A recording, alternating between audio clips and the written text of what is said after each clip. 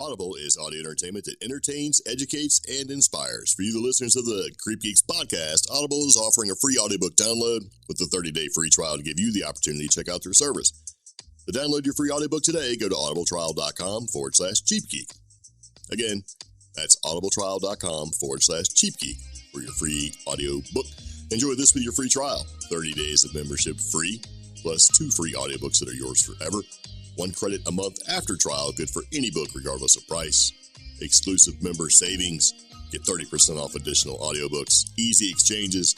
Don't love a book? Swap it for free anytime, seriously.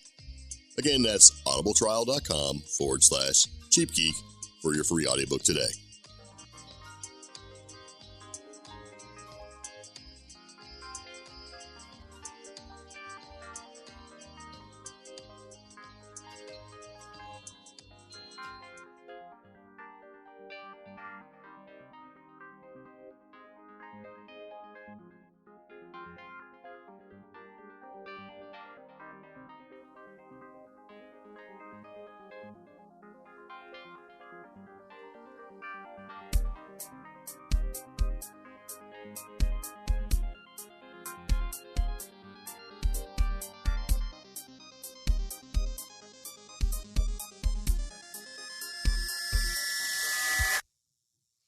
So it begins again. Welcome back to the CreepGeeks Podcast. This is episode number 177.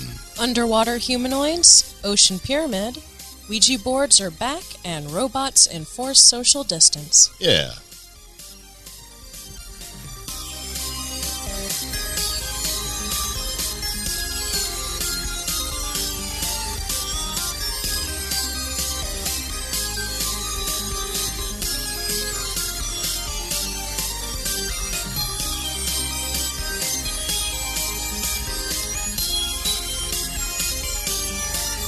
So it begins again. Here we are again talking about stuff that we find to be interesting on the internet. This is the CreepGeeks Podcast. I'm Greg. I'm Omi. And we're going to talk about stuff that we like. Yeah. And hopefully you will too. And if you do, you should like, share, subscribe, smiley face, review, all of that good stuff because it helps us grow. Yeah. Not just as a podcast, but as individuals. Yeah. And since we got nothing better to do because the coronavirus is still in effect and people are still quarantined, even though there has been rolled out phases of release, like you can go here and you can go there and all that crazy stuff, chances are you're probably still locked up in the house. Yeah. Or still maintaining safe social distancing, between you and your family and everyone else. And we're also going to talk about some things that happened in our podcast that we found interesting to be on the internet. And one of them is about robots enforcing social distancing. So not only do you have to worry about people now, you got to worry about robots. Yeah. So anyway, as we do our podcast, since the storms are rolling in and the storms have been affecting parts of the U.S., that sort of thing, we're ready. If the power goes out, our podcast is mobile. So we have headlamps and backup battery banks and all sorts of crazy stuff so that we can continue the episode for you. Yeah. And why did I tell you that? Because it doesn't affect you either way at all. Because of editing, you would never know. Just to kind of let you know that we can be mobile. And weekly, we do a live stream van cast where we actually talk about stuff. Well, that and the past few days have been such major storming that it's kind of caused issues trying to get stuff together. That's absolutely true. Yeah. So anyway, we do a van cast and we do it live where you can kind of talk and sort of participate, if you will. And if you'd like to do that sort of thing, you can certainly do that. If you follow our Facebook page that we have, called CreepGeeks, you can find when we're going to be doing these van casts. And as the title of the van cast is Van Cast, we do it from a van.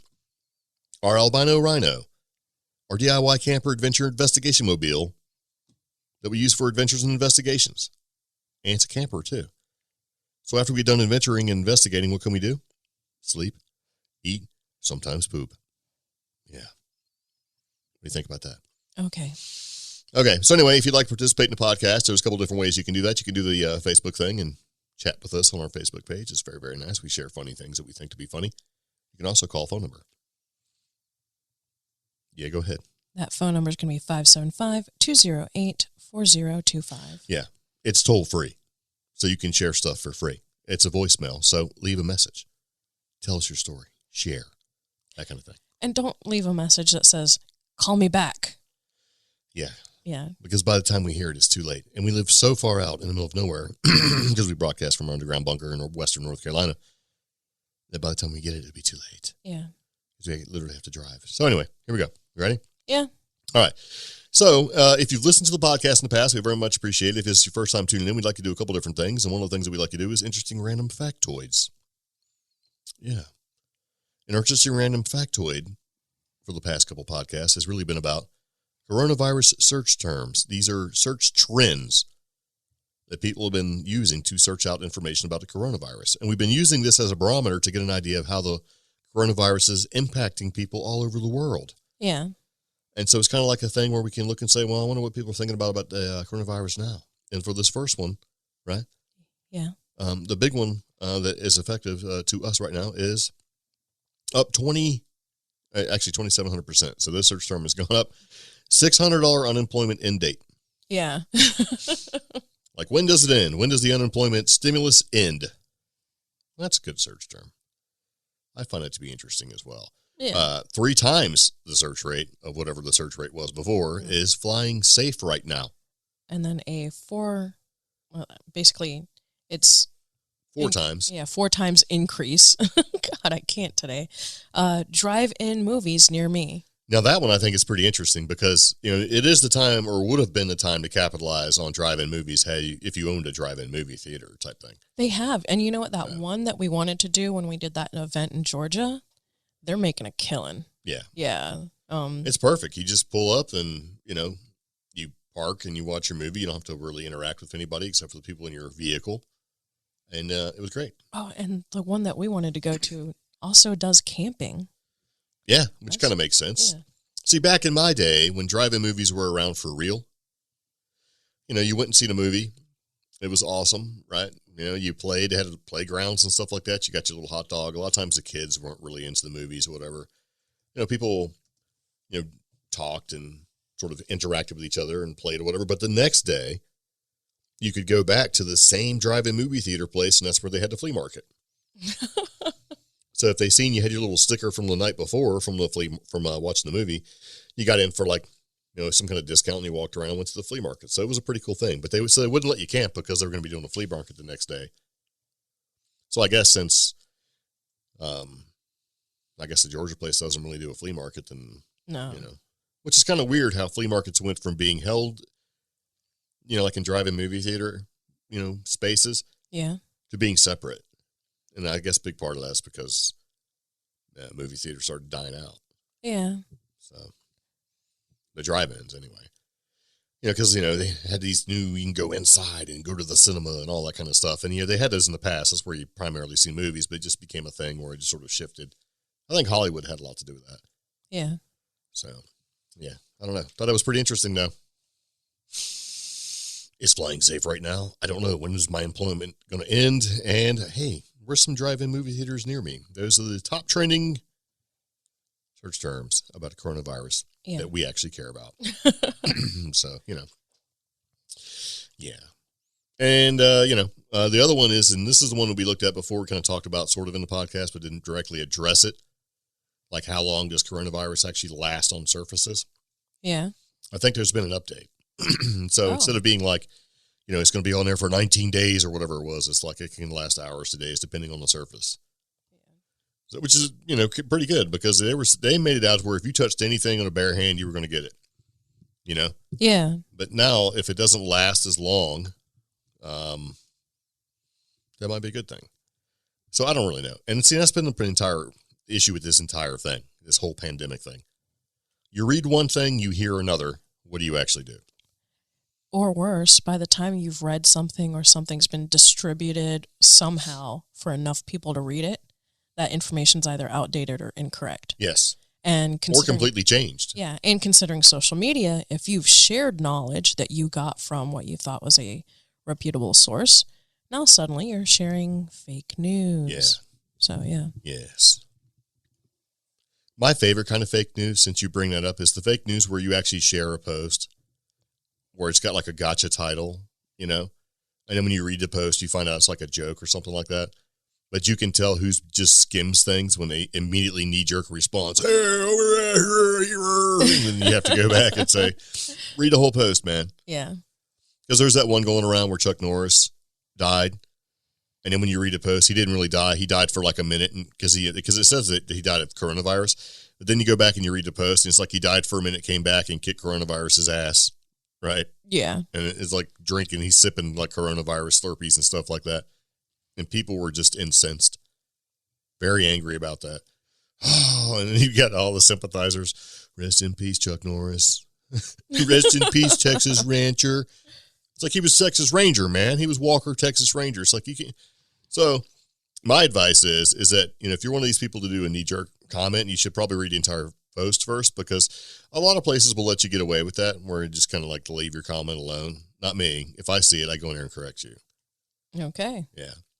Like, can you read the entire post, please? So, but I like people who will jump in there and correct people. Yeah. And just kind of be like, read the whole thing stupid. But it is what it is. Trying times. Yeah. Yes. All right. So moving into the podcast, let's talk about the good stuff. This is the paranormal stuff, the weird stuff, the paranormal news, and weird stuff that we'd like to talk about. Yep. This I thought was pretty cool because I've seen this before and kind of read it before, and we've heard about it in multiple places. And there's been like shows on it where they talk about giant underwater humanoids. Yeah. What's that mean? Yeah. I don't know. I'm just really skeptical about it. Well, of course. So where I remember seeing this and then hearing this was two different places. They did a little blurb on one of these shows you find on cable. I don't know whether it's like paranormal or weird stuff or whatever, Super Triangle, all these weird shows like Aliens, and because there's a bunch of them. There's tons of these shows, right? Yeah. And one of them said, in a deep lake somewhere in Russia or the Soviet Union, because it's a large territory, where they test like submarine stuff and torpedoes and things like that, and other top secret military type stuff. Some divers actually ran into these really large, giant underwater humanoids swimming around, and they didn't recognize them to be like mermaids or anything like that. They were saying they were like these weird giant humanoids. And when they went down and they were trying to do their diving thing, they seen them, then they tried to take some kind of like military type action, and it didn't go well for them at all. Oh, okay. Yeah. And so there's been a theory that you have reptilians in the center of the earth, and you have like, this races of humanoids that are all over the planet that we don't know anything about, and this was supposed to be one of them. Right? Okay. And that's the idea behind it. It's like, oh man, you got these giant underwater humanoids. What are they doing? And it's like, this has been reported a couple different times. And it's like the lake is called like Issyk-Kul, which stands for warm lake. It's in northern Tian Shan mountains of Central Asia. Mm-hmm. And there's a Russian paranormal researcher who decided they would explore the lake, right? And there's been legends rumored of these strange underwater caves being there, and him and his team went down and they tried to kind of check it out. So they got a local guy and they went and sort of looked it up and sort of went, right, to this weird warm lake that's in this area that's relatively cold. And when he went fishing, the local guy that they talked to said when he went fishing, he noticed a cavern at the northwest part of the shore area where the lake is. And they went inside a cavern, they went inside further, and they found the remains of 3 giant humanoid skeletons, like 10 feet tall. Each of them were wearing strange silver amulets around their necks. And the emblems on the amulets was shaped like a bat. So what does that mean? I don't know.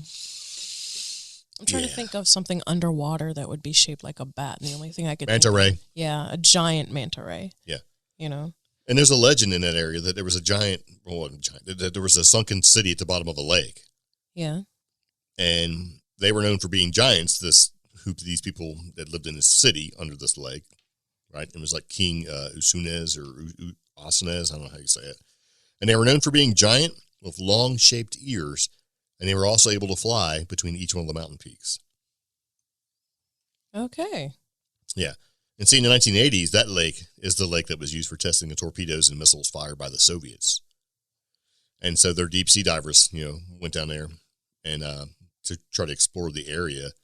And on one particular mission in 1982, some of the divers encountered something extraordinary. Yep. Large aquatic humanoids, 10 feet long at least.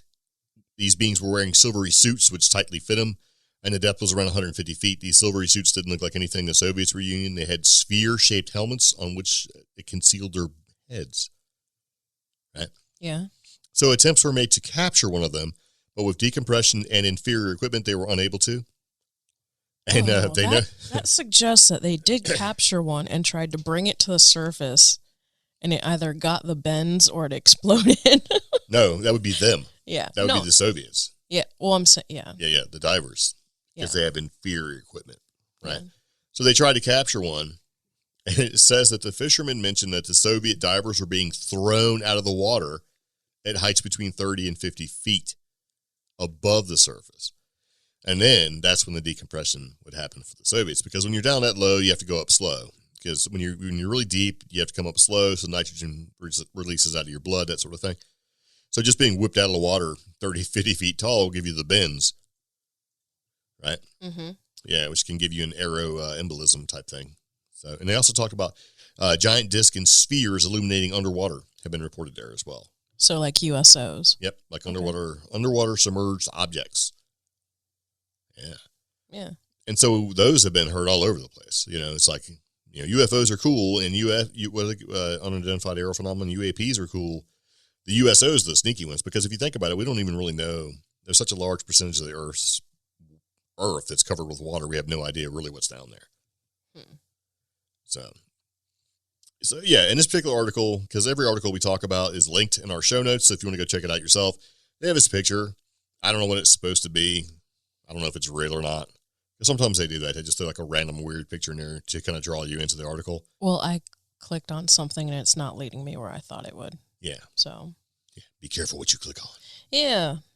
But we've heard about this on Mysterious Universe, Coast to Coast AM. I mean, there's been a bunch of different places that have talked about this in the past. When they talk about USOs, they talk about giant underwater humanoids and this lake and all that sort of thing, usually. So, anyway, what do you think about that? I don't know. It's a little far-fetched for me it's hard for me to swallow that concept. I mean, I'm more inclined to believe that there was some sort of underground civilization than underwater civilization. What if they just swim underwater before they go to ground? Still, I don't know. I don't know. Well, I don't know. It's kind of one of those things where it's been reported a bunch, and it kind of makes sense in some ways. And if you think about it, and you have USOs and all this other sort of stuff, and there's a possibility of having a whole inner world, right? Yeah. Yeah, then maybe it's possible. Who knows? Giant sunken city. And, I want to know what happened to the giant skeletons if they actually found the giant skeletons. The same thing that happens to all these giant skeletons that we've heard about. It disappeared. Smithsonian swoops in and takes it? Yeah. Yeah. So. Or the government. So it's funny because the Smithsonian has, it's been linked to, taking all of these. Like anytime there's a giant skeleton that sort of gets unearthed or whatever, somebody comes and takes it and winds up disappearing all over the world. Yeah. It's like they want to remove the narrative or the idea that giants have existed in our timeline, in our current timeline with us as humans. It's like, why would they I don't understand why they would take that away. So have you heard of the mud flood theories? The mud flood theories allegedly also talk about that. How at one point there was the earth was covered in a large race of humans, or almost, large and enlightened, and they were just these super special humans. And then some sort of mud flood happened, which wiped out civilization. And every whatever, some sort of mud flood comes in and wipes us out again. And we get smaller and smaller. Yeah, that's just one of them. There's different mud flood theories. That's just one. Like when I talk to somebody, he's like, have you ever heard of mud flood? And that's one of the things he told me. So, yeah. Yeah, but that wouldn't explain the fact that, I can't say it's a fact, but that wouldn't explain the natives that were here in Paleolithic times, I guess, fighting giants. And then in the Bible, fighting giants, right? Like David and Goliath, and there was like lots of giants. And I think, I'm trying to think of I'm not really, there was like a king that lived for like 400 years, was considered to be a giant because he was like 12 feet tall. All that stuff's like in our current history. And these people allegedly existed. Yeah. So I don't know. maybe, I don't know, who knows? But I don't know why they would take them away, though, take them out of the timeline. You know? I don't know either. I don't know. Kind of weird. Anyway, if you have any ideas on that, you should let us know. Leave a comment. Go to our Facebook page. Say, I think the giants are out there. Because one day we're going to talk about giants. And we had planned at one time to go and try to find all these sites that had giants in them and do some research on them. Yeah. But, we just didn't because money, time, all that sort of thing. We might one day. Yeah, we hit up two of them, though. And we actually have a researcher that we're going to interview one day because she said, sure, anytime. Yeah. And her take on it is kind of different. And she actually has photos that she took herself of giant skulls and stuff like that. So that'd be pretty cool to talk about. Yeah. Okay, so since we were talking about underwater humanoids and stuff like that, that's what there is a thing underwater moving around by itself along the bottom of the ocean, right? Yeah. And I thought it was kind of weird, so I kind of put it in there because hey, since we're talking about underwater humanoids and swimming around in silvery suits with spherical shaped helmets and stuff like that from underwater sunken city, what about underwater huge pyramid? Yeah. And this is a huge pyramid-shaped object moves by itself along bottom of the ocean. Yeah. And, oh, wow, this was recent. Whatever it is, nobody knows for sure. Yes. It, however, has become a debate since it was first discovered online by UFO enthusiast Scott C. Waring. This is one of the more intriguing discoveries made recently. This huge-shaped pyramid seemingly moved about 404 miles from its original spotted location under the ocean, a ways off from the coast of Japan. It is unknown what its purpose is, but speculations are it could be part of a government experiment or something more alien of origin. Yes. Yeah, that's interesting. With recent developments about UFOs being recorded in the sky by the U.S. Air Force, one might wonder if visitors from another world are already here and the governments of the world have been working with or for them. Yeah. See, that's the thing, right? Yeah. If you subscribe or ascribe or however you want to look at it to the idea that we're not alone, that we've been sort of coexisting with possible ancient alien type stuff, because if you watch any of the ancient alien shows, they believe this sort of thing. They believe that the aliens came here originally and then left, but there's some still here kind of a thing, then this would make sense. But this thing is huge, all right? It's a huge pyramid, and it's allegedly moved about 404 miles. We don't have any technology currently that could do that sort of thing. They don't really say how deep it is and all stuff. It's pretty deep, though. I mean, how quick did it move?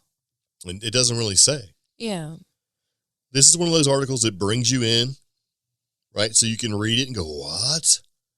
And then doesn't really give you a whole lot of data.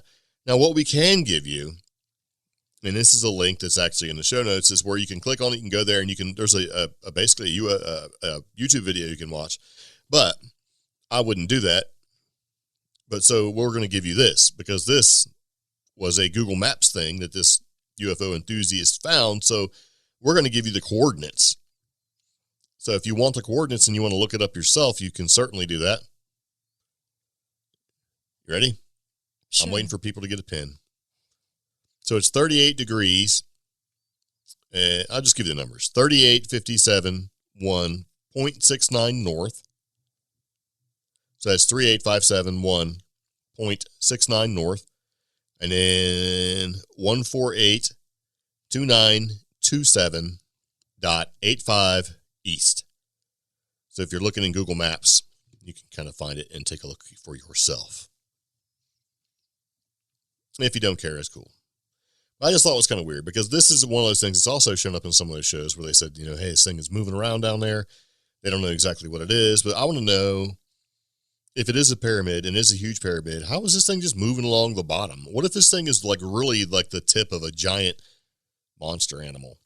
I was thinking like a turtle. Like a pool cleaner. Yeah, just kind of skimming around the bottom, sucking stuff up. What if it's like some kind of giant bug? Like those giant, what do you call those little isomites or whatever those weird looking isopod things are? It's just got a triangular shaped shell, and he's just down there eating off the bottom. I thought of like a little pool cleaner, like a little underwater Roomba sucking up the truth from the bottom of the ocean. Hey, that's possible. I mean, who knows? But that would be some crazy stuff if like this thing popped up and it's like this 400-foot long bug. Oh, God. Yeah. That's just gross. I mean, imagine the roll. Like, what? You couldn't even get enough newspaper wrapped up to whack that thing and kill it, or a fly swatter. And I'm trying to look up some stuff in this article, like this Scott C. Waring guy and things. Apparently, he runs UFO sightings daily on Instagram. Oh, nice. Yeah. Okay. Yeah. But they're saying, it's leaving like a 650-kilometer trail underneath the ocean. It's kind of cruising around down there. It just kind of makes you wonder. And the article does say that 5% of the Earth has been has been explored, and everything else is underwater. So I don't know. A lot of those numbers don't really make sense sometimes when you look at it. But I'd be interested in people trying to track this thing, like, use those Google coordinates and then keep an eye on it, see if it moves around. Yeah. Yeah. Because somebody probably did, and then it's like, oh, what? So I don't have enough patience for that kind of thing, but I guess if this is what you do, this is what you do. So, yeah, I don't know. What do you think about that? I think it's weird. I'm trying to copy and paste stuff from this article, and it won't let me. Yes. Okay. They don't want you to know the truth, I mean. Okay. They want you to know the truth. Sure. Okay, so speaking of the truth, I think we can all agree that you probably shouldn't be goofing around with Ouija boards or something that's sort of semblance of a Ouija board, because the whole thing is it's communication, right? But you can open up the door between here and there and let something in that you don't want in. It's basically you're buying a portal and bringing it into your house. Yes, and you're negotiating with whatever it is to do the right thing and be good.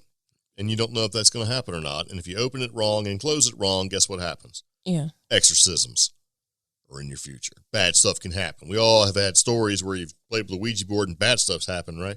Yeah, for the most part. Well, evidently, since bad stuff's going down with the pandemic, people are doing it.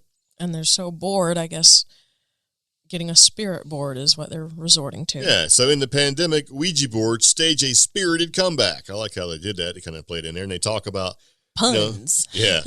How people are out there kind of like, hey, sitting around, got nothing better to do. So old believers and new converts alike are trying to connect with the other side in quarantine.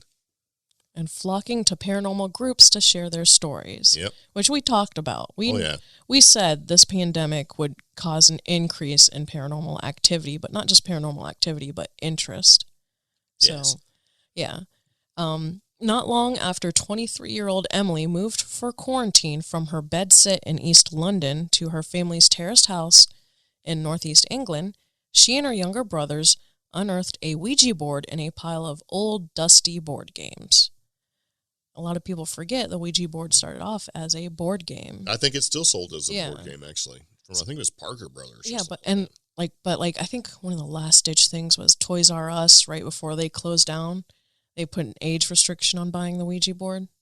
Yeah. Yeah, because it was in the board game section, but I think they put an age restriction on it. Anyways, her brothers, Emily's brothers, of course, didn't take it particularly seriously. And so, when attempting to communicate with the spirit world, the words they conjured up were correspondedly, oh gosh, dull and generic. Yes. Emily considers herself a skeptic too, but she admits that she was definitely sincere when she asked for any spirits nearby to connect with her. Now, the next thing she knows, her hands were suddenly spelling the word pedal, the nickname her recently deceased grandmother gave her. Now, given her dalliance with the dead, Emily is now a member of the Facebook group Ouija Boards and All That Is Paranormal, among the dozens of other such groups that have seen their follower count shoot up since the beginning of the global lockdown. Yes. Yeah. In fact, Carol Baker, an admin of the Ouija Boards and Paranormal Experiences group, tells me that she is currently receiving dozens of questions each week from people who either want to find out if their house is haunted or if there are ways to communicate with deceased family members while in lockdown. Yeah. Yeah. And the funny thing about this is everybody's locked down, right? There's no better way to find out your house kind of sucks is to be locked in it. Yeah. Where you have to be in it all the time. Because I really think that the way we do things in America is that you don't spend a lot of time in your house for the most part. So you're kind of there and you go work and you come back. And so it's just sort of a place to hang out for a pit stop type stuff. Yeah. But I think a lot of people have been locked in their houses and are since they're there and since they're bored, they can hear things and see things and they don't really know really how well their house is constructed necessarily, or what really goes down during the day kind of thing. So everybody's home, everybody's making noise and stuff like that. And so I think you'd be a lot more intimately familiar with kind of what's going on with your house now than say like 4 or 5 or even 8 months ago. Yeah. So they're hearing stuff and things are creaking and being weird and the AC's got a weird sound to it and the heater's wrong. And I mean, just all sort of crazy stuff that people are starting to get tuned into. Like, I'm convinced our TV purposely turns up the volume right at 1 a.m. Yeah, probably. Yeah. And the thing is that most of your pets are here all the time. So they're kind of used to it, and some of the pets just don't really freak out. So I don't know. I think a lot of this is just being hyper aware of your surroundings because you're locked in there. But I think some of it really is, since people are there all the time, that they're just seeing more, experiencing more, and wondering more about what's really going down. Which is funny because, to take this out of paranormal for just a second, people are either flocking to, is my house haunted? Or, oh my God, I need to get to Lowe's to fix whatever that weird sound in my house is. Yeah, it's like, paranormal and home improvement are like blowed up. And the TV people are smart about it too, because they've been running marathons on all of it. Yeah, whether it's DIY or it's like Maine Cabin Builders. Let's go ahead and watch like 2 days of Maine Cabin Builders, right? And then paranormal stuff, you got like, what's his name, Josh Gates. Yeah. An entire day is his. Like Wednesday is Josh Gates Day, where it's nothing but all of his whatever those shows are called. I can't even think what the shows are called. Thursdays, you're watching like Zach Baggins watching his own Ghost Adventures episodes, which is actually pretty funny, I think, because they put a little perspective to it and answer some questions. But it's like between paranormal and home improvement, man, it's almost like if you get done watching a day of those things, you actually felt like you've accomplished something. You feel like you're a paranormal expert who can fix a sink just by watching. So, and some of those people are taking their newfound knowledge and popping in there, leaving comments on a lot of these paranormal sites. Well, it's like, okay, you can see who's a TV expert, who has now became a TV armchair expert, and who has not. Yeah. And we're in that category. Because we've kind of, it's like, wait a minute. And the funny thing is, well, it's not really funny, but the thing is that I think overall, if you're one of these people who've just been binging paranormal stuff continuously, right? Yeah. The fact that you'll probably know a little bit more is going to make talking about it even more exciting. Because then you'll be able to, have a conversation. And since we're talking about binging stuff, excuse my cough into the microphone since the weather is bad. Did you know that Seth Breedlove, Small Town Monsters, right? Yeah. They have their On the Trail of UFOs, and you can get them all on Amazon Prime, right? Yeah. So On the Trail of UFOs is their series that they did. It's, part 1 series type thing. It's multiple episodes. I think it's 7 episodes total. And we've talked about it repeatedly in the podcast in the past. They're now on Amazon Prime for free. Yeah. So if this sounds like a commercial, it's really not. It's just that we like watching them because they pretty much do an unbiased sort of thing, and sort of we like the style that they use, and they go out and do documentaries and investigations and stuff. And we would tell people about it. And some people kick back and say, well, it's $1.99 an episode. I don't know if I want to. And it's like, well, I get it. It's $2, but now they're free. Yeah. So why not binge them? And if you want to watch, there's an episode that we're in. We're not going to tell you which one. It's the one about the Brown Mountain Lights, but you can actually see it and, kind of watch them. So if you want to binge some paranormal stuff, where this group has gone out and made these little great documentaries, and there's a ton of them out there that they do, and you can watch the first series for free, you should. And we have a link in the show notes. Yeah, take you right to it. Yep. Now, if you don't have Amazon Prime, get a free trial. Get a free trial, sign up for it. And then if you don't want it, make sure to set like a calendar reminder on the 29th day to go cancel it. And, you may think that sounds kind of shady, but Amazon tells you to do that. They're like, hey, if you, set a calendar reminder to cancel if you'd like. It's not going to hurt their feelings at all. Trust me, because places like Amazon and Walmart and places that ship products are really loving the quarantine. Yeah. Because what are you doing? You're sitting at home, and just after you get done watching Zach Baggins and stuff, and they're standing in the kitchen, your mind's like, oh man, my kitchen leaks. Let me go ahead and order some stuff off the internet to fix it. See how this goes?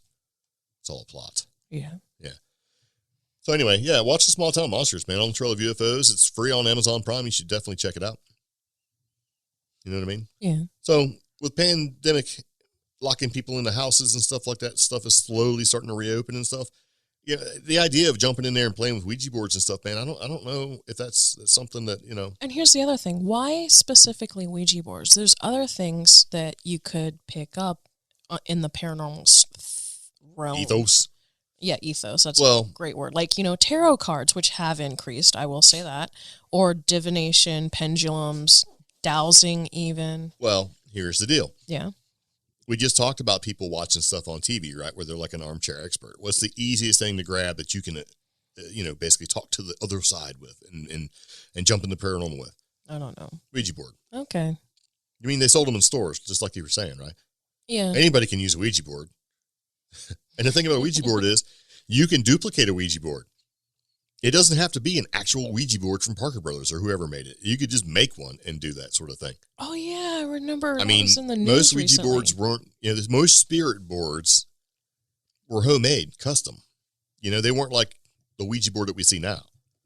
It was a way to communicate with the yes, no, and the letters and the numbers and all that sort of thing. They were basically homemade, sort of created, mainly designed to suit the person who is administering the Ouija board thing, the spirit medium or whatever, Yeah. So I don't know. And they still don't really know how a Ouija board works. Are you actually communing with the other side, or is it your brain telling you what's going to happen? Maybe your body's responding to your brain subconsciously telling you to move things around. Nobody really knows, right? Yeah. And also, the message that you receive may be one that your brain subconsciously wants you to receive, so that's why your hands are acting. Nobody really knows. All I know is I've seen some weird stuff with Ouija boards. I kind of lean towards them being way more than just a board game and way more than just your mind playing tricks on you, so you should probably stay away from them if you don't know how to use them. Okay. Yeah. I don't know. And how to open them and close them and all that stuff, I'm not going to tell you, because it really sort of depends on the person who initiated the whole thing and their intent behind it. So, yeah. But yeah, scrying, dowsing rods, all that sort of thing. There's definitely tarot cards. There's definitely different ways to be able to commune, if you will. But I don't think that people are doing it as easily as like, let's just do a Ouija board. Because for a long time, everybody had a Ouija board. Yeah, like the whole Victorian era, which, funny enough, 1920s, there was also a virus wiping people out. So, yeah. Wasn't it called the Spanish influenza? Yes, it was. Spanish flu. And the Spanish didn't cause the flu. They just happened to be the one to go, hey, everybody, there's a pandemic going around. You guys should probably be careful.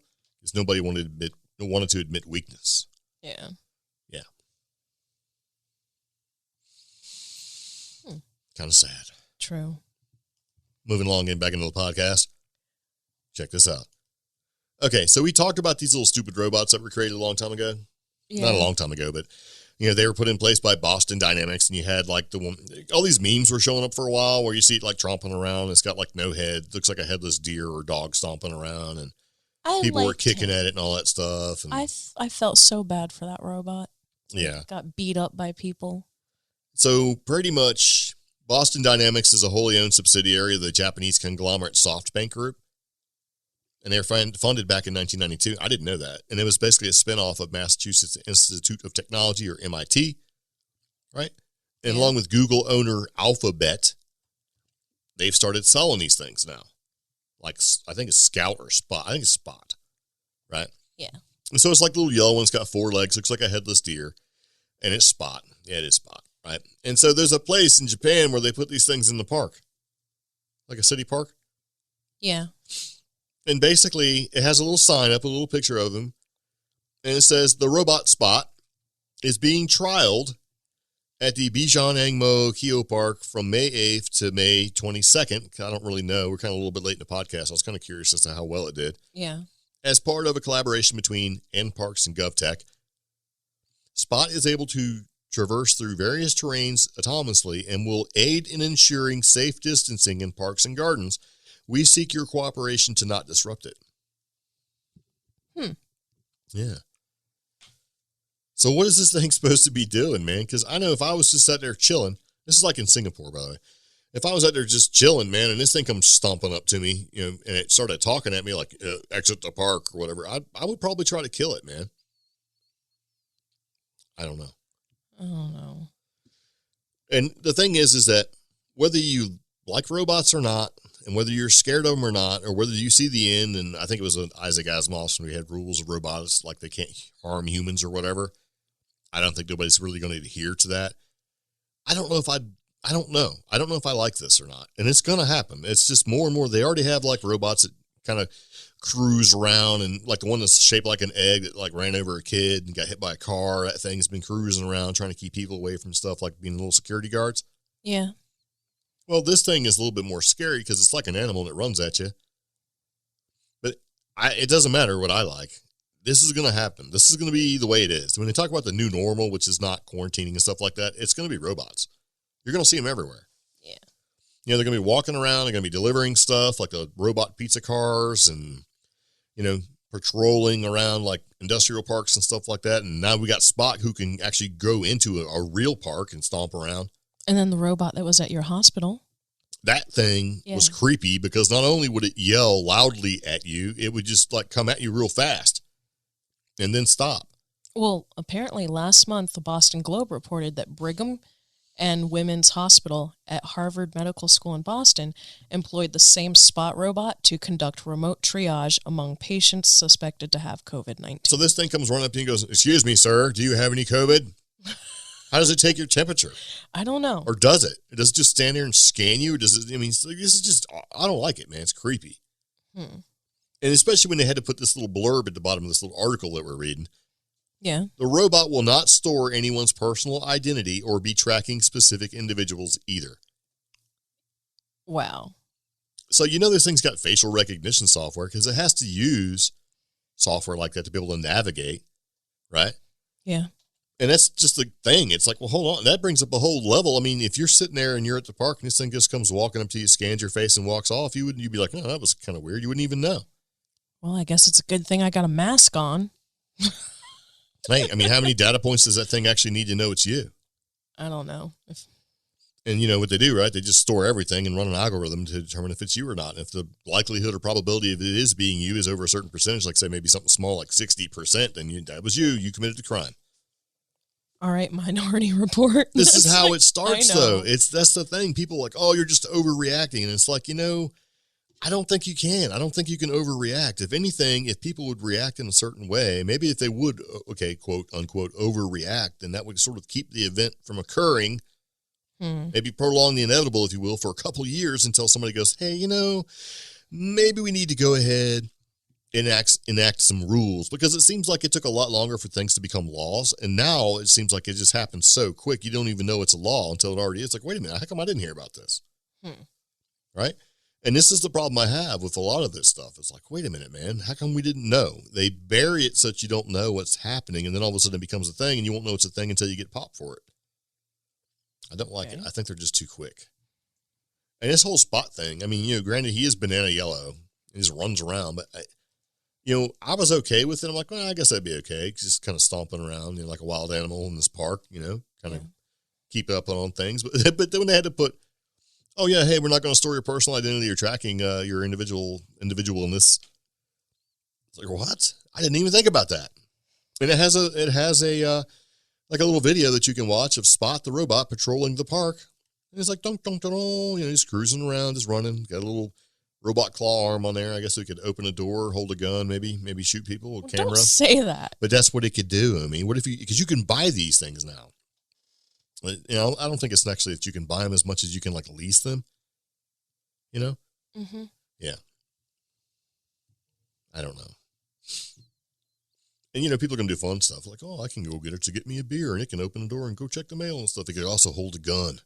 It could run at you like, you know, 175 miles an hour like a cheetah. Stop suggesting that. I'm not suggesting anything. If I'm thinking about it, somebody way smarter than me has already thought about it for sure. And you know that's true. Yeah. If anything, put a head on it. You know, make it look like normal. Because it just looks weird, this headless animal stomping around like an animal. GovTech. So what do you think about that? Can you imagine being out in the woods somewhere and seeing this thing come running at you? What would you do? Stop and comply, or would you try to kill it, or what would you do? Try to run the other way? I don't know. Pretty sure Arnold Schwarzenegger is starting a movie or two about that. So some sci-fi movie, robots chasing you in the wilderness or jungle or something. So you mean like Terminator? I don't know. or Predator? Are I you don't mixing know. them both together? Yeah, I probably am. Do not Okay. mix Terminator and Predator together. Okay. You need to be, if you're talking about the 80s action movies, you got to be, be straight with that. It's not like Tango and Cash or Harley Davidson and Marlboro, man. This is serious business. Uh-huh. Okay, either way, what if it's a combination of both? I mean, it's not like, if the robot looked like the robot from Short Circuit, Johnny 5, I'd be much better with the whole thing. Yeah.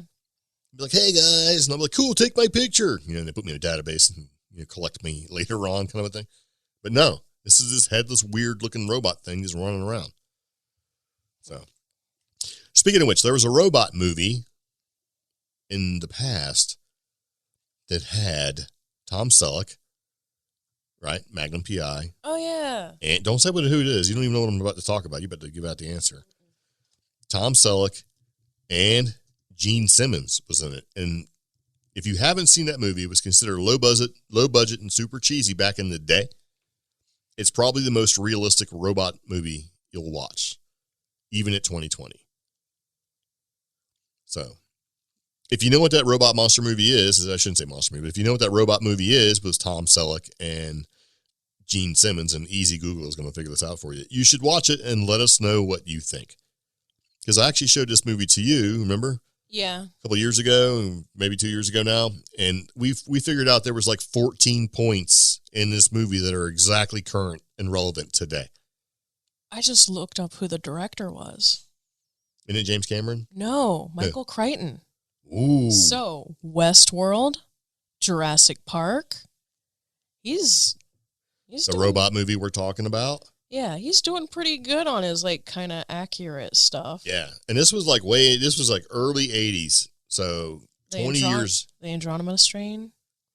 Wow. Yep. 13th Warrior. That was actually a good movie. Yeah. 13th Warrior. I liked it anyway.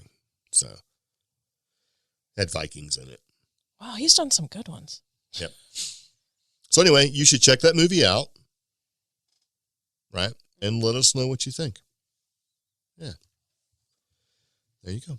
Normally I'd play a commercial about this time, but we kind of already talked about Small Town Monsters and the On the Trail of UFOs being free on Amazon Prime. Plus, at the very beginning, we played the, you can get an Audible book for free kind of thing. So, Okay. yeah, so I don't really know what to do. Well, if you want a commercial, you can let our listeners know that our coffee is back in stock on the CreepGeeks store. So if you're interested in our Bigfoot Bold brew, that's going to be on our CreepGeeks website. Okay. Oh, yeah, plus we're having a special. If you get a coffee, you get a sticker. Very nice. Yeah. Actually, coffee is really good. Yeah. Not just saying that because we're selling it, because we wouldn't sell it if it was garbage. I wouldn't drink it if it was garbage. It's actually super tasty. Yeah. So let me take a break and drink some coffee real quick. Good, because while you're doing that, I'm actually kind of excited and angry to talk about this next article. How does that work? I don't know. Like, yeah! Well, Yeah! I am eager to talk about this because it makes me mad. So, Well, yeah.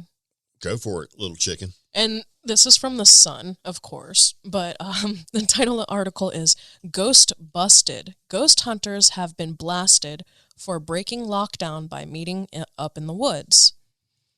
Now, ghost hunters have been blasted for breaking the spirit of lockdown. Full of puns here. Lindsay Steer, 45, and husband Lee, 34. Wow. From Ghosts of Britain, joined Mark Smith from Paranormal X to live stream from a spooky wood.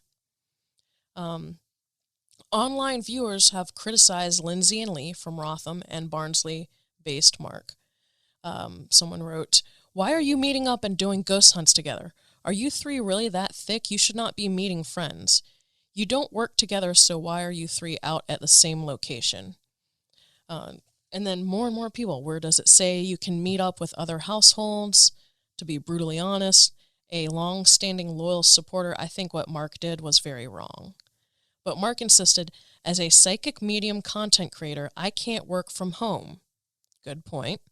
Ghosts of Britain and myself have physically met up, but not in each other's houses. We arrive in our own cars and adhere to social distancing. So I got to side with them on this.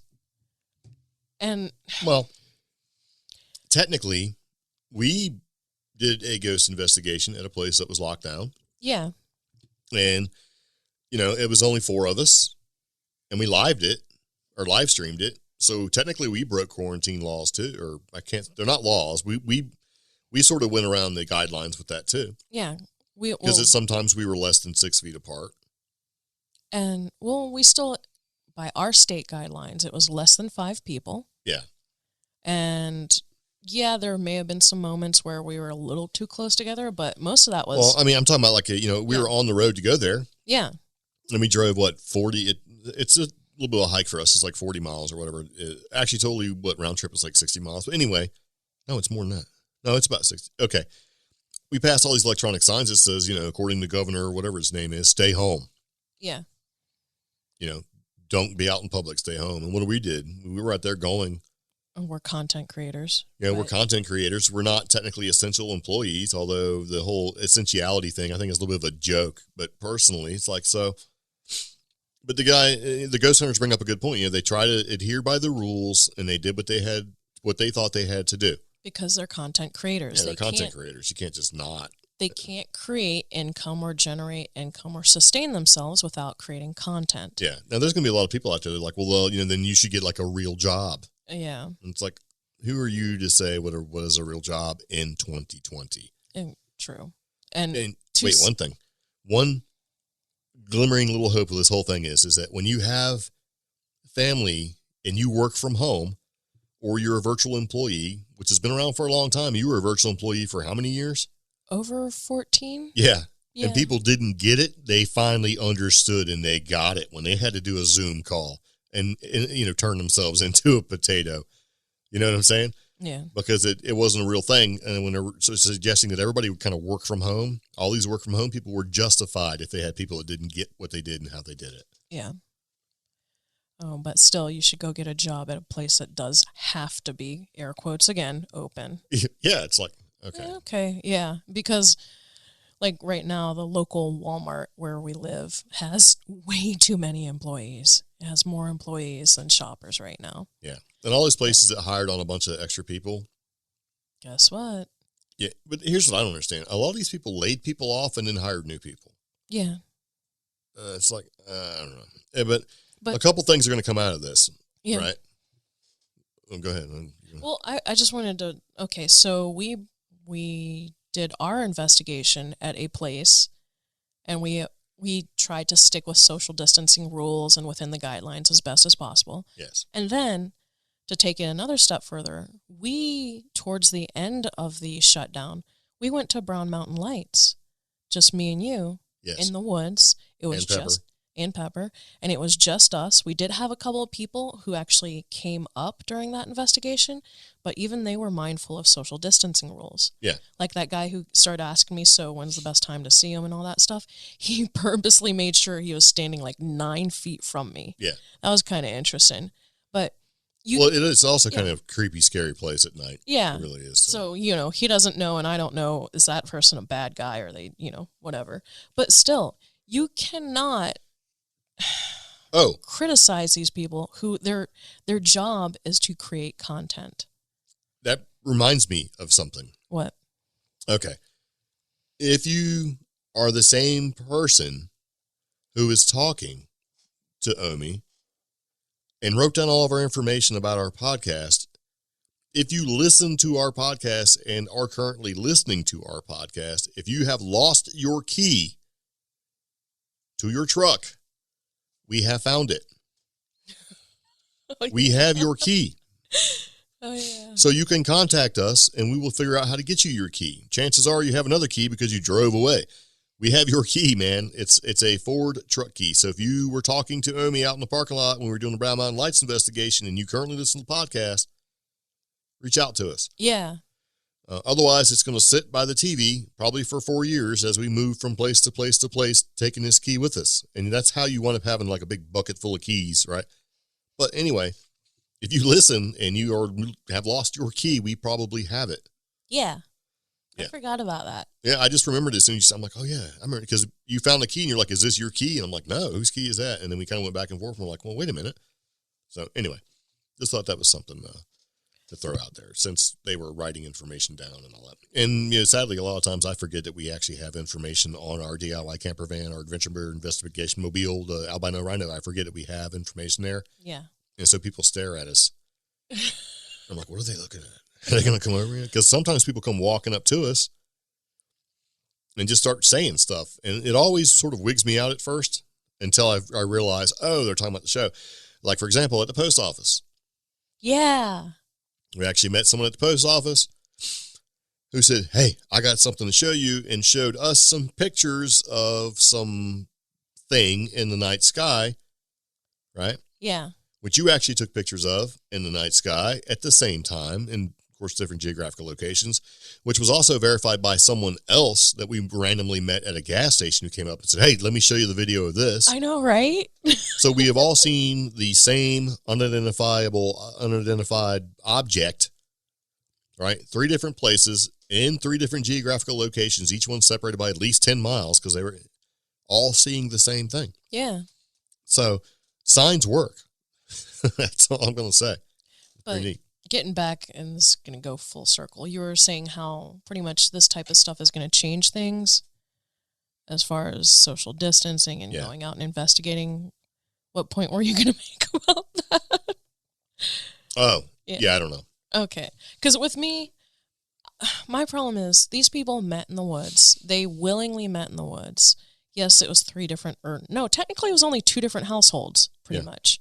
2 different households came together in a limited situation and exposed each other, or were exposed to being in each other's presence.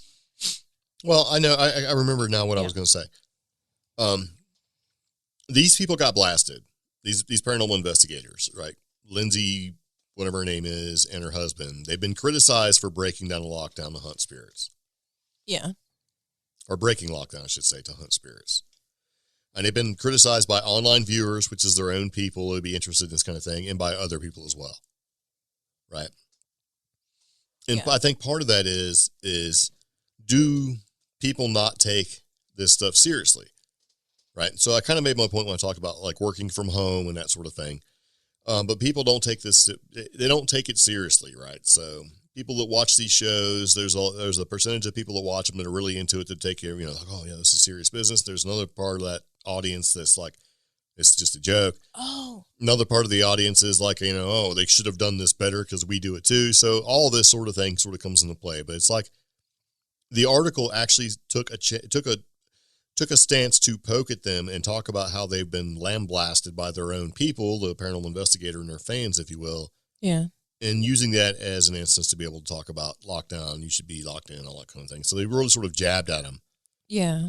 And that reminds me, because we had something in the news in our own hometown recently about how our county scored really low when it came to observing social distancing rules. And the comments were around the basis of, so did they send people out here to observe us breaking social distancing rules? And I'm like, really? You're going to blame maybe the one person who probably didn't come out to our county, but probably pulled statistics from stores, store footage, called local restaurants, and asked them, are people following social distancing rules? Well, my thing was I was thinking, because we talked about this too, these people are blasting the people that have noticed the other people out there, right? It's like telling on each other. Well, nobody brings up, it's like, okay, well, maybe the people that seen you out there, like being non-essential, is a non-essential person, but maybe the person actually seen you is an essential person. Yeah. Who's like, these people are obviously not essential. What are they doing out? Which at this point, they would be easy. That would be really easy for somebody to tell somebody else going, hey, as an essential employee on my way to the hospital, I seen 5 or 6 people out there, being ignorant with this whole thing. So some of the comments that we've seen that have been sort of popped in there with this sort of thing have been really, really dumb. Yeah. It's like, what did you, it's like, come on, man. Is the possible likelihood that somebody who is allowed and supposed to be out there noticed you? But here's the thing with the whole entire thing. They say, do the social distancing thing, stay away. If you don't need to be outside, don't. Here's a list of essential personnel versus non-essential personnel. But if you want to go out and have some rest and relaxation and explore nature, you're allowed to. You can. If you want to go out and have fun, you can. So it's like, well, hold on a second. Remember those? So all I got to say is, well, my fun is hunting ghosts, and I'm out in the woods. Yeah. I'm looking for something cryptozoological. But remember I was telling you about how early on in the shutdown, like that one girl from Pennsylvania, she got in trouble for driving along the Blue Ridge Parkway. Yeah. Well, didn't she get in trouble because the Blue Ridge Parkway was actually closed? Yeah. That's why she got in trouble. Yeah. Now, I wouldn't want to be on the Blue Ridge Parkway now because of the heavy rains and stuff like that has made parts of the road go away. And the parkway is actually pretty big. It goes across multiple states. It's not just one state. All that rain brings these torrential flooding and brings down trees and causes mudslides. I had actually drove through a little bit of a mini rock slide today. Did you put it in four-wheel drive? No, didn't have to. You just jumped it like Dukes of Hazzard style? Like, just a good old boy. There's Omi flying through the air. No, because my definition of a rock slide includes tiny little pebbles and mud. So, yeah. So basically you went through an overflowed mud puddle. Well, like the never meaning no harm. Yeah. No, like the side of a hill has started to come down a little. Oh, yeah, yeah. So, yeah, and washed onto the road. Well, I mean, yeah, and there's places like that. And that's the thing, too. If you look at, like, I was thinking about that the other day when we went by, when I told you it was a rock slide, but really it was just landscaped to do water runoff. If the environment's changing, the climate's changing, which it is, has, and always will change, you know, at what point how do you figure out what it's going to be? Because, like, you know, the gravel field that they use is really nice looking and that sort of thing. And there's a lot of places that have like netting and things like that. Yeah. That they're putting in the ground so that it keeps erosion from happening and stuff like that. It's like, you know, when you buy property, if you're buying a house, do you just go ahead and say, for the future, let me go ahead and add this in there as an additional expense now? Or what? It's like, how can you predict that kind of thing? And you really can't. It's just becomes sort of like, you kind of have to do knee jerk. You know, like we've seen places on the Blue Ridge Parkway and other mountainous areas like in New Mexico and stuff like that where everything was great. And then one time it rained really hard and half the mountain came down. And then they had to clear it. You know, remember like at the at Gilman Tunnels where we couldn't go there for a couple of months. Yeah. Because half the mountain came down.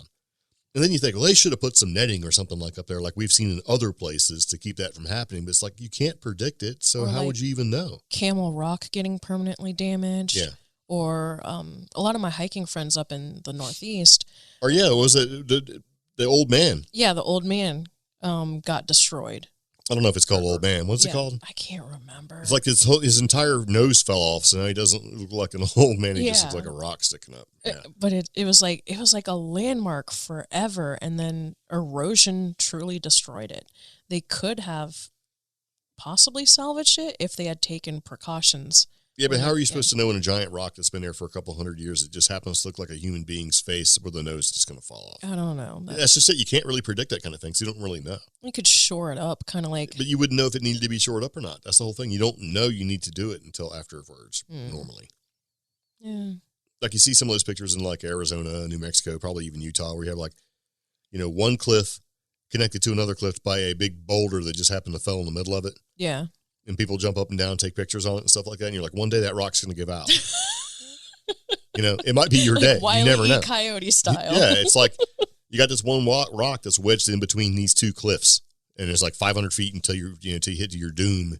And you see people that are taking pictures and stuff. It's like one day that rock's going to give out, man. You know, that's almost like a very large scale version of the argument if a tree falls in a forest.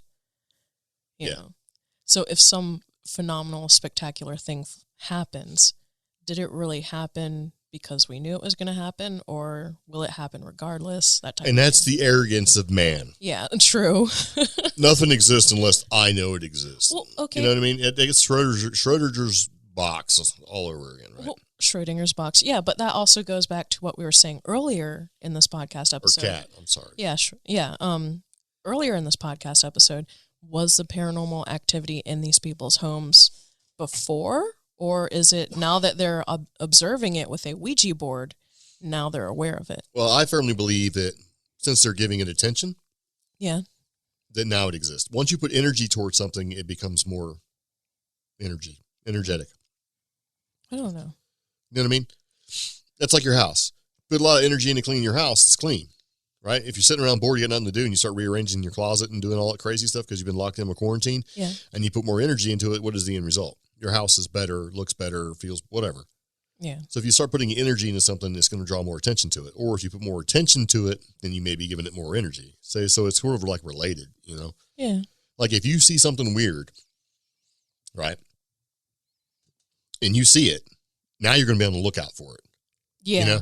Like the first time you're out in the woods and you're like, this is a great place. And somebody goes, hey, yeah, it's pretty awesome. You know, this is the desert. You don't see a lot of stuff, but just be aware there are more rattlesnakes here per square foot than you'll find within 700 miles. Now you're going to start looking for rattlesnakes. And when you see one, you will always be on the lookout for a rattlesnake. Oh, yeah. I remember. Like you'll never stick your hand under a rock. You're like, because people go out here and like, oh, yeah, I'll see what's underneath this rock. It's like, let's go no geocaching, you know? Yeah. Stick your hand in that hole. You're crazy as hell. There's a rattlesnake in there. And, you know, you're either right or you're not.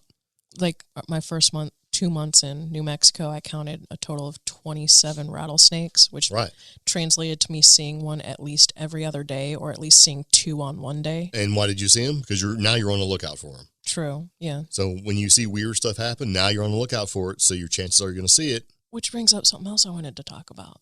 So, probably last week, me and Pepper were outside really late at night, and just out there looking at stuff, looking at the sky, and I noticed some noises. And as soon as I noticed or heard these noises, Pepper went for the door. She's done. She wants to go inside. She's done doing her nighttime potty. She wants inside. Me, I'm like, what was that noise? That was really big. And I look, and over near the Jeep, I saw a low figure, almost as tall as a dog, but not quite. Dark. I couldn't make out its shape. But it had eye shine, and the eye shine was very similar to a dog.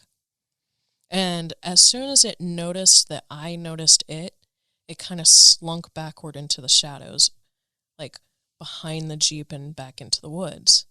And I'm like, what did I just see? Okay, now I'm with Pepper. We're going back in the house. And I told you about it. Yeah. And what did I say?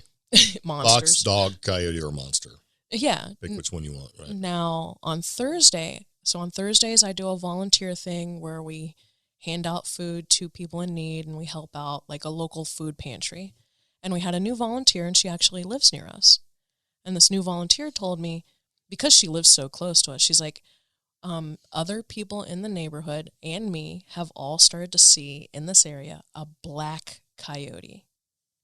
Ooh. I have never heard of a black coyote in western North Carolina. The black coyote. Now, out in Arizona, I've heard reports, but that's because coyotes somehow manage to mate with German shepherds. You know? That's probably pretty easy. They're equipped with similar hardwares. Yeah, I mean, but still the DNA is sometimes a little off. I'm not really sure. But I've never heard of one out here. So now, because I had that experience, and because last Thursday, this volunteer told me about that, that's the only thing I'm looking for now. Yep. If I'm out at night, is that what's out there? Is that what's making the rustling right at the tree line in the woods? Probably. So, do I set up a camera? You know, is it a Schrodinger's box of wilderness monsters? I don't know. It's, yeah. You know what's really creepy, though? What? When you're out there and you hear something, right? And like you just notice it, and then it's like it notices that you have noticed it, and it stops. Yeah. That's when you get scared. You know, like I don't mind hearing noises if they keep continuing. It's like, okay, you know, then it gives you a chance to sort of maybe classify what it is. But it's like when you notice it, and then it notices that you notice it, and then it just stops. That's when you start going, okay, so either something's hunting me, right? It's got eyes on me. You know what I mean? And that's when your hair starts to stand up. Yeah, remember, like I was saying, like as soon as I spotted it. Yes, that's why I said that. Yeah. So that's it's the like, creepy part. Is it a black coyote? Is it a mountain lion? Is it a bobcat? Is it a hellhound? I mean, I don't know. Is it a fat raccoon? It'd be a very tall raccoon. Named Ricky? Sometimes they stand up. You know, raccoons are always taller when they stand up. But I did figure out what's making creepy noises in the tool shed. What? It's this big, fat, lazy squirrel, and apparently he falls out of where he's sleeping at night, and he has to crawl back up. He's probably drunk. Fat drunk squirrel. So I debunked that. squirrel's probably really old. Yeah. Probably an old lady squirrel. All right, speaking of old lady squirrels. Yeah. Moving back into the podcast as we're fixing to wrap it up because we've been going for over an hour now. We have a Patreon account, a Patreon, right? Mm-hmm. Patreon.com/CreepGeeks. And we do episodes for our Patreon members, like all sorts of stuff that we do. One of the things that we do is we actually do an additional podcast episode for them. Yep. And just in case the patrons are actually listening, our Patreon Plus episode number 4 is going to talk about a subject that I've always found to be interesting, right? Yeah. And it kind of goes like this. Have you ever been somewhere and heard your name called and there's no one there? Yeah. Have you ever heard your name and looked around and there's no one there? Been in places where it's only you and you hear your name called? We're going to talk about that and talk about paranormal mimicry, right? And also, are you clairaudient? Who's calling your name? Why are they calling your name? And should you be worried? Dun, dun, dun. That's scary. I've had my name called in the house by myself, just me. That's scary. Yep. Yeah. And then, what's really scary is that if you recognize the voice. So anyway, we're going to talk about that and explore that in great and agonizing detail in our Patreon Plus episode number 4, called Hearing Your Name Called. No one there? ? So anyway, if you go to patreon.com/CreepGeeks, you can find all of our Patreon exclusive content for the patrons out there. And, we have levels and stuff like that. If you'd like to join, that's great. But, it's just a way for us to keep doing what we're doing. And we appreciate everybody listening. So, and we should thank our current patrons. And that's going to be Dave, Adam, James, Bobby, and John. Dun, dun, dun. Thank you, guys. Yep. So anyway, we're going to go ahead and take a second and wrap up the podcast. We've been going for a little while. If you have any questions, comments, concerns, you can certainly direct them to us. We have different ways of contact. That's going to be contact@creepgeeks.com. You can also hit us up on Facebook. We've got a pretty active Facebook page as well as a very active Facebook group. Again, to call us, that's going to be 575-208-4025. Be sure to check us out on Twitter as well as Instagram. We're fairly active on those as well. Facebook, though, seems to be where a majority of you guys are at, so definitely find us, like us on Facebook. Yeah. So anyway, there you go. Mm-hmm. Any questions, comments, concerns, reach out to us. But otherwise, we appreciate you listening to the podcast, and we'll talk to you next time. Yep. So see you later. Take it easy. Bye-bye. Bye.